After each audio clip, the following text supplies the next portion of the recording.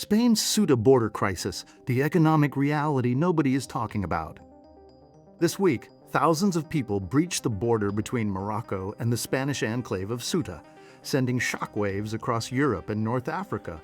The headlines are calling it a political standoff and a security emergency.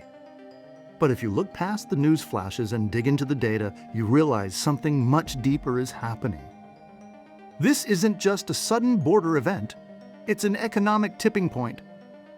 Underneath the chaos lies a perfect storm of soaring living costs, youth unemployment, structural currency shifts, and two neighboring regions moving in completely opposite financial directions.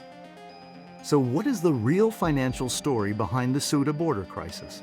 And what does it reveal about the global economy in 2026?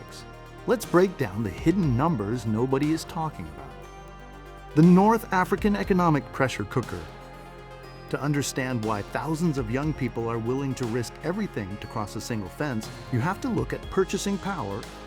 Over the last few years, inflation and food prices across North Africa have placed an unprecedented squeeze on household budgets.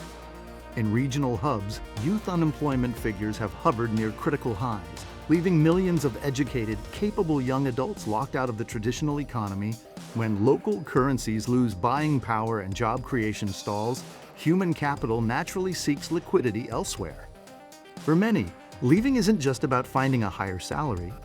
It's about escaping an economic baseline where saving money or building wealth feels mathematically impossible. This is what economists call brain drain at scale, a continuous outflow of labor force that starves local markets of future growth while creating massive remittance dependencies. Spain's $100 billion demographic dilemma. Now, let's flip the camera to the other side of the border, Spain and the European Union. On paper, Europe is facing an economic paradox. On one hand, managing sudden border surges places an immediate strain on local municipal budgets, emergency logistics, and social infrastructure. Processing and hosting thousands of people overnight costs millions of euros in real-time fiscal outlay. But on the other hand, Spain is facing a massive demographic cliff. With an aging workforce and shrinking native birth rates, key sectors like agriculture, construction, service, and hospitality are facing severe labor shortages. According to fiscal estimates, European economies need steady labor inflows just to maintain pension systems and prevent economic output from shrinking.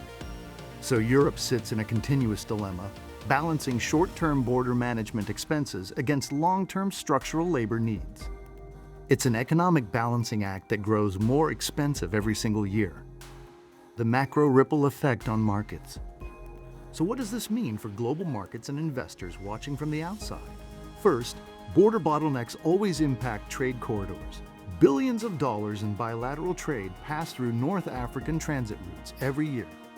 When regional friction increases, supply chains slow down, shipping costs creep up, and local businesses absorb the loss.